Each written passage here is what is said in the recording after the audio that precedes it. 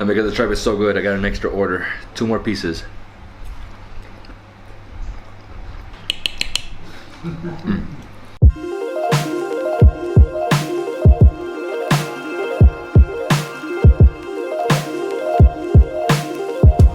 What's up guys, David Hoffman here from David's Bin here, coming at you from Thimphu, the capital of Bhutan. It's bright and early, 7 a.m. It's cold, the sun's out, and we're gonna start off with some delicious central Bhutanese breakfast. We're gonna eat some buckwheat pancakes. If you guys didn't know, in the central part of the country, they produce a lot of buckwheat. So you got buckwheat noodles, buckwheat pancakes. I had the noodles yesterday, so today I'm gonna have the pancakes. And then after this, we're gonna go up into the mountain on a 90-minute hike through the forest to a monastery, basically a Buddhist temple. It's the oldest one in the city.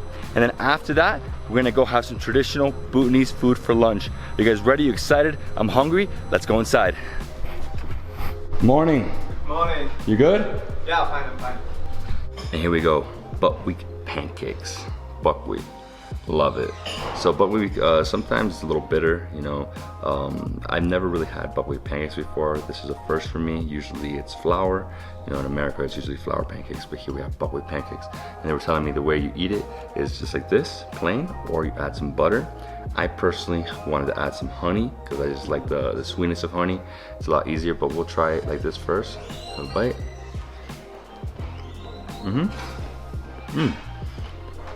It's light. You can tell they use butter to make the pancakes. It's more earthy, you know, it's less doughy, you know, because regular pancakes look very doughy, and it's just like American pancakes in terms of like fluffiness and the size. Because if you had like an Indian dosa before, that could be crispy, it could be doughy, it can be both, but it's pretty good. Now we'll dip it, pick up some of this honey. Whoa, some thick honey. Look at that. Way better with honey. Yeah, I completely understand why they like the butter though. But they just love butter here in Bhutan. Butter is everything, you know, butter tea, butter anything. And what I was thinking is that, you know, have this before the hike, you know, fill up on some carbs, give me that energy I need, because that's a 90-minute hike. It's a big hike. And the thing is, here in Bhutan, it's all about the hiking into monasteries, that they love doing it. Oh, it's good. When you grab it, it basically breaks very easily. Like, whoop. So that's the biggest difference between the flour and the buckwheat. Yeah, I just gotta get some more of this on top, right there. The biggest difference here for me with the buckwheat pancakes compared to the flour pancakes is that this is way more earthy. I would have put syrup, and then, you know, then it's like real American style or Canadian style. So add some of that honey.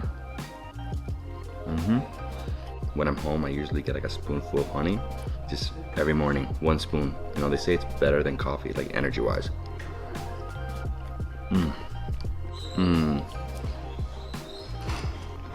But you definitely need honey. All right, so I'm just gonna enjoy the rest of my pancakes, and then we're gonna get ready for the hike. Well, it's a big hike.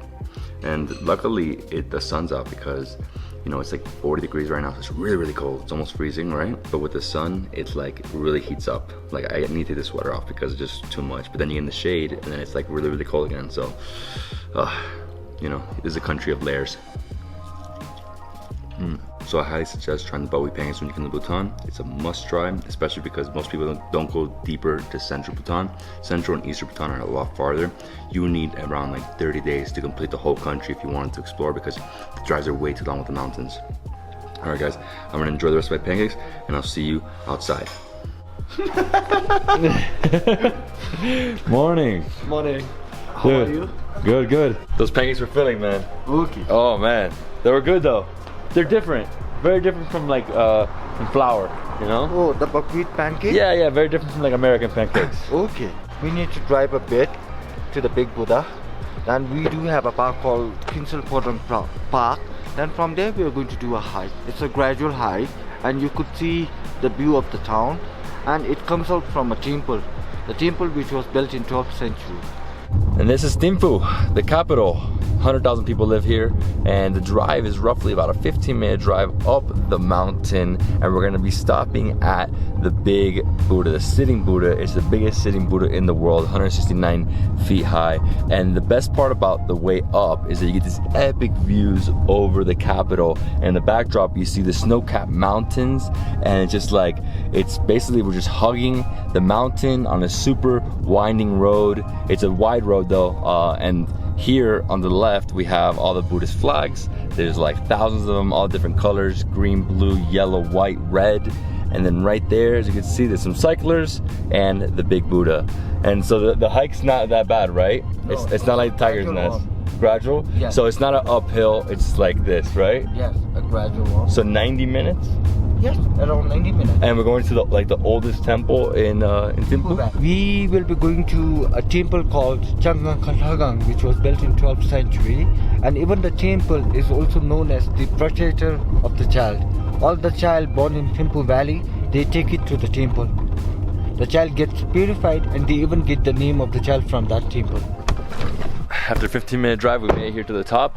And as you can see, that's the entrance to our hike, 90-minute gradual hike. I like that. I mean, it's easy, and luckily for me, I had a lot of carbs, so I have a lot of energy to walk off. He's wearing the traditional clothing, and they always have these socks, these long socks. As you can see, everybody has the long socks, and they have certain shoes. This guy's wearing sneakers, and then he's changing it for his sneakers now. This nature park is called the Kuenselphodrang.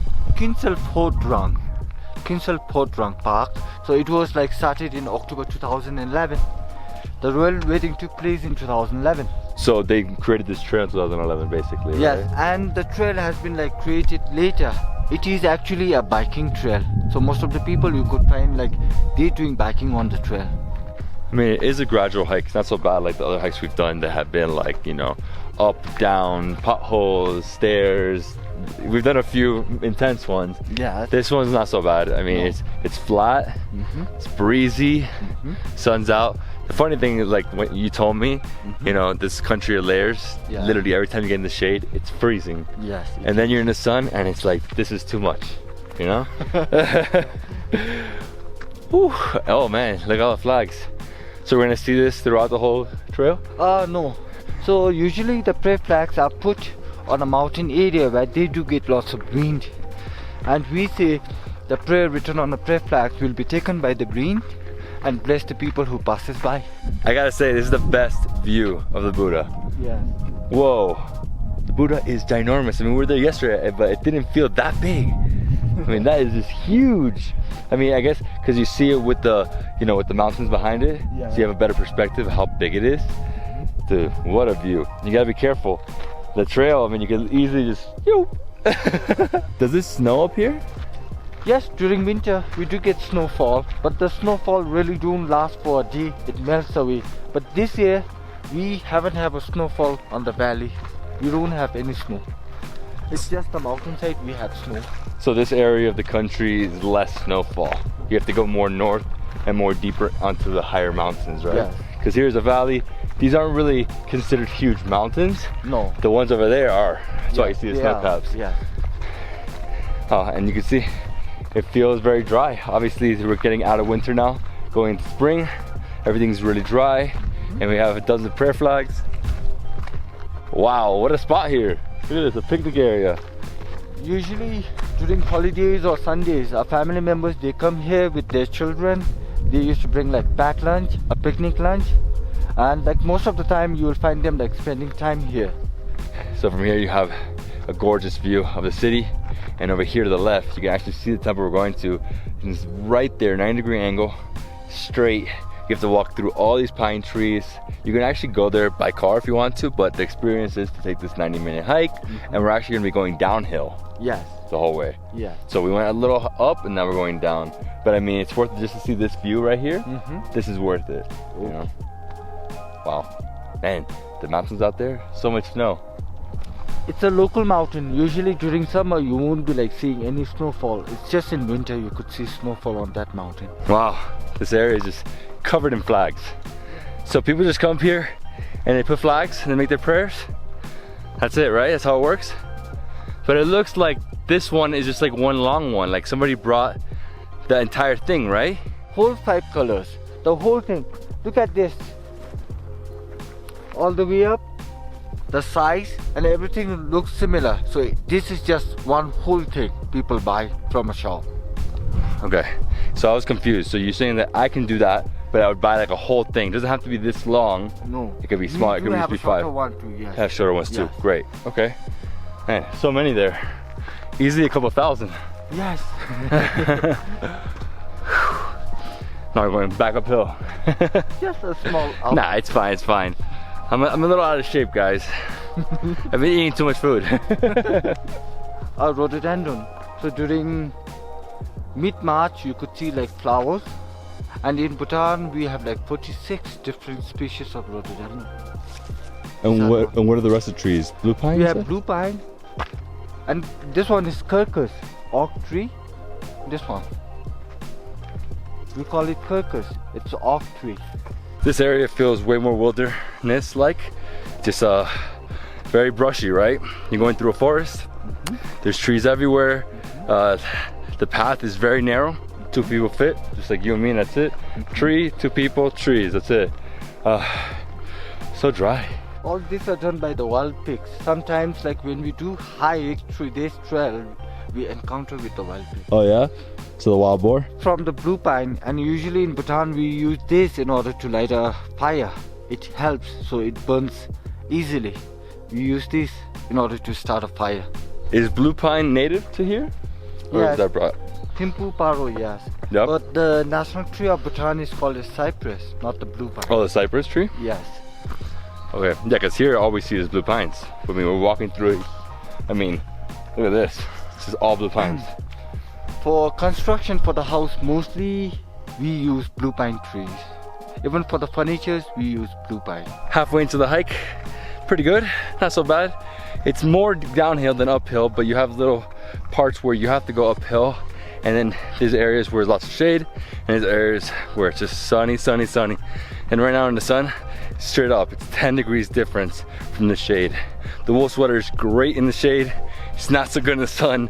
I feel like I'm overheating when there's some big stretches of like 2 minutes straight of just sun.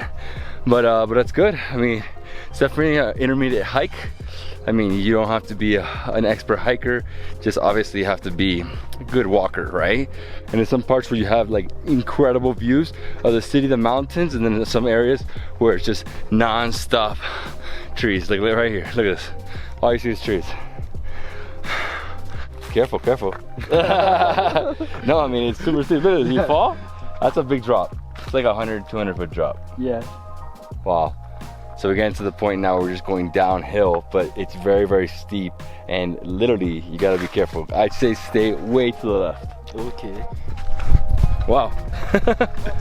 I know, I'm careful, but it's like, it's quick. It's a little muddy, a little rocky. Must have rained last night here. Woo! Ooh. So you have a little bridge here made out of wood. I guess that part was like a landslide. It fell, and then they added the wood. No, actually it's a biking trail. They Okay. really don't have a space to make a trail. That's why like they made a small bridge. It's rocky. They don't have enough space to make the trail, so they just make a small wooden bridge. Okay, just these two, right? Yes. Okay, that one's really big. This is smaller. But yeah, super tight spot, so they had to add the bridge. Look at this. We were right over there. Right over there was like the picnic area, the open space, and we walked all that. And I think we just passed the halfway mark. More than half. More than halfway, okay. I think we have like 30 minutes left. We've been going pretty fast though. Yeah. This is what Bhutan's all about. Hiking to monasteries. Everywhere in the country you can do this. Everywhere. In case you guys are wondering, there are tigers in Bhutan, roughly 100 tigers in the country. They've spotted something like 3 dozen, 4 dozen in the past 10 years. They spotted one right outside the capital, and he was an old tiger. They actually caught him and they rehabilitated him because he was like really sick and old, and they released him back into the wild. Yeah. So there are tigers in Bhutan. Steep. Oh my God. Now we're almost there. Yeah. And right there's the center of town, right? No. No? Oh. Looks like center of town. No. That's a stupa right there. That's the stupa, right? The center of the town has to be here. Oh, okay. Sorry, dude. I saw that. I thought it was one of the main landmarks. I really don't know how this is a bike trail. Look at this. Super, super narrow trail. The bike, I mean, if you fall right here, wild.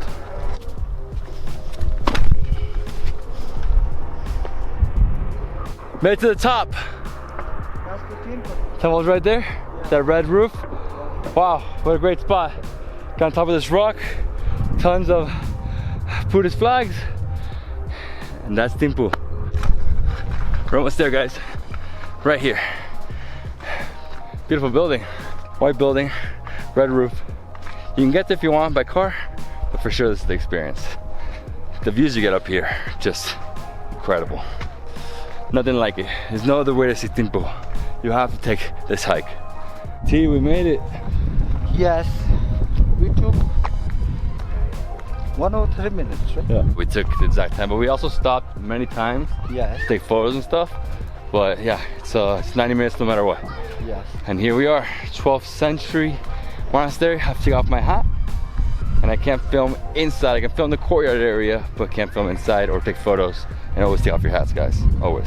So this is one of the oldest temples in the country, the oldest one. It's in Thimphu, 12th century, and people come here with their kids to basically get them their name, right? And how's that work? So usually the people who have a child, they come to the temple, bless the children, and they even get the name from the temple. In Bhutan, we don't have a family name. So most of the name, we get it from the temple. And from the first name, you really cannot say whether it's a boy or a girl. Only from the second name, you could make it out whether it's a boy or a girl. And like every temple in Bhutan, it says it right here, no photography or videography inside. So I'm gonna let you guys go, but I'll see you in 1 second. Inside is a small room with many monks. They got a compassion, and everybody coming in with their children, they get the name, right? So a lot of babies. And then when you come outside, again, you have never-ending amount of prayer bells. Actually 108 exactly. So this is what you have to do. You have to do this all the way. You can also say that all the child that are born in Thimphu Valley, especially in the hospital, so every time they come here, a kind of their temple, so most of the time they come here to get blessings. Even like me, I was born in the hospital of Thimphu, so most of the time when I'm free, I come to this temple, do some offerings and get blessing here. And it's the oldest temple in Thimphu, so you have to come visit. I'm ready for lunch. You hungry? Yes, I am. Traditional Bhutanese? Chili cheese? For sure, chilies. Yes. The trade here, it is usually made in order to ward away the evil spirit. When someone falls sick, we call monk at home to do rituals. So they will make this kind of a thing. It is specially to ward away the evil spirit. And there's also arrows here, so that's something with archery, I guess. Not really with archery, it's just to ward away the Just wash away evil spirits? Okay. Where are we going? Now we will go to the local restaurant to have some traditional local food. So what does that include? Everything. So even in that restaurant, you could like experience or taste other curries which you haven't tasted so far. Yeah, I've tasted roughly maybe 20 plus dishes so far. Curries, chili dishes, lots of veg, lots of non-veg. And we're trying to see what else we can try that's different, that I haven't tried. As you can see, we're driving through the capital. Lots of beautiful buildings. The capital is really congested. So like everything is close together. To go from one side of the capital to the other side takes you roughly 10 to 15 minutes. This is it, Kaldin Restaurant. Let's go eat some traditional Bhutanese food. Yes. Hello, hello. This is where we're having lunch today, Kaldin Restaurant. It's a small restaurant, there's 3 rooms, main dining hall at the beginning, and you have 2 private dining rooms in the back. We're in the second room, 2 tables, all pink, and I cannot wait to try this food. There's so many delicious things here. I think we have like 8 different things, lots of cheese. We have spare ribs. My friend, what is all this? We have spare ribs, we have cheese and egg butter fry, we have spinach and cheese, we have white chili and cheese, we have pig feet mixed with bones, we have tribe's stomach, and everything has a spice in it. The Kaldin restaurant, the only restaurant which serves the only traditional food in Thimphu. Oh, okay, so this is the only restaurant that serves only traditional food, and I cannot wait to try the tripe. I gotta say, the tripe and the spare ribs look phenomenal. We have red rice. Here we also have, this is like a creamy spinach soup, right? Let's try that first. and it's spicy. A little bit of spice. Nice, light and creamy. The spinach soup is one thing you'll have all over the country. I mean, I've had it easily 4 or 5 meals already. Yes. Very tasty. Now I'm gonna dive in. I think I'm gonna start with the tripe. Tripe looks phenomenal, man. Right here. So, if you guys don't know what tripe is, beef stomach with chilies. First time trying with chilies. Spicy beef stomach. Oh man. The flavor, the rubberness of it. Little sponges as well. And then you have that Szechuan pepper in there. Spicy, numbing. That was so good. Is there more of that? There's a little more over there. Yeah, I'm gonna have to have another piece, my friend. Okay, sure. I can get you more too. And then here, this is all red chili, dry red chilies. So what I'm gonna do is I'm gonna get some with rice. You guys eat a lot of this, huh? Dry red chilies, just like that? Yeah. Because you mix it with the red rice, so it like, sort of like coats your stomach a little bit for the spice. So it's not like killer spice. Minimize the spices. So numbing, so like oily. And this one right here is cheese and egg butter fry. So cheese, egg, and butter.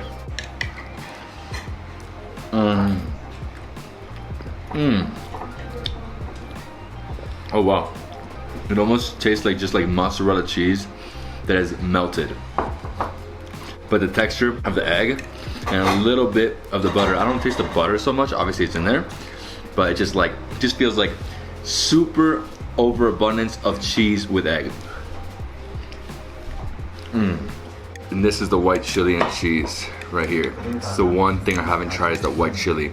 Say it's spicier than the red one. With all this spice, my lips are just numb. Are they a little red?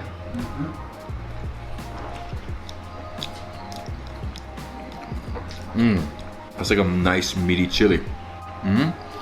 Very big flavor. Not too hot. Not too hot at all. Nothing compared to the red chili. Yeah. It almost tastes like a mushroom. Like the texture and how thick it is.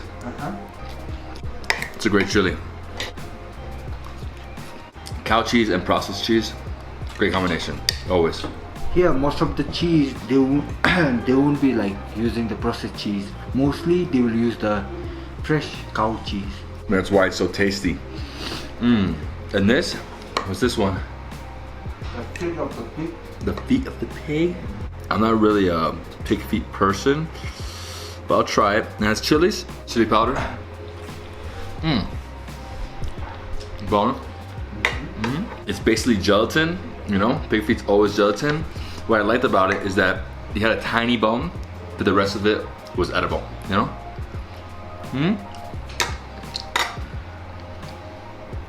Spare ribs? Yeah. Oh yeah, finally. This is the one thing I haven't tried yet. I'm super excited, but it looks super spicy.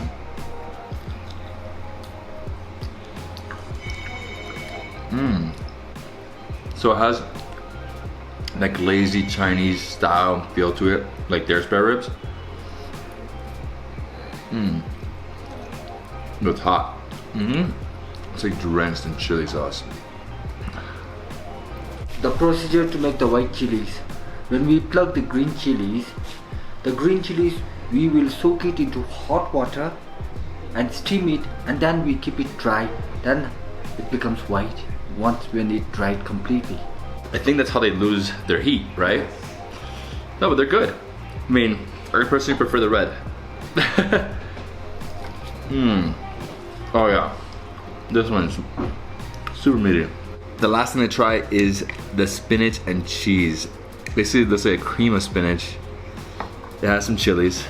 It's pretty amazing how all the cheese dishes have the same texture. There's different flavors, obviously.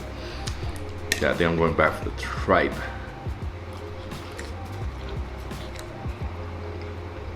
I'm a big fan of organs.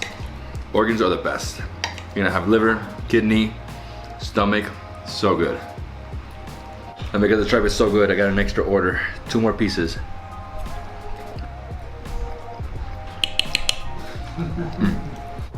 What a meal. My favorite thing was the tripe. You? Spare ribs. Spare ribs? Yes. Okay. And by the way, this morning, the buckwheat pancakes were amazing. Okay. I mean, very different from regular pancakes I have in America. You had it with honey, right? I had it with honey, yeah. I had to have it with honey because alone was just a little too bitter. And with butter, I'm just not a butter guy. Okay. And you can eat that basically in the central part of the country because they have a lot of buckwheat. But you can find it here in a lot of restaurants and hotels. Yeah. And then after that, we went on a 90-minute hike from the sitting Buddha, tallest sitting Buddha in the world, all the way to the 12th century monastery. It was a super long hike. I mean, it's a gradual hike. It's actually a bike path. I don't know how it's a bike path though because there's a lot of steep areas and easily someone could fall off, but it's fine. I mean, you get great views. You walk for a while, you get in the shades, you get a little cold, then you walk in the sun, a little hot, you go up, down, you mostly go downhill. Like you have certain areas where it's uphill and then downhill. Saw the monastery, walked in, walked around, and we finally came to this restaurant. Had amazing food here. There's the only restaurant in the city that serves only traditional Bhutanese food. All other restaurants, they have a mix, right? And again, for me, the tripe was the best. I loved all the different cheeses. So the spinach and cheese, egg and cheese. What else? It was white chili and cheese. So they have endless cheese dishes. That's what this country's about, chili and cheese. Yeah. Well guys, I hope you loved this video. If you did, please give me a thumbs up. Leave me a comment below, subscribe to my channel for more awesome travel content. I'll see you in the next travel food adventure in Bhutan. Peace.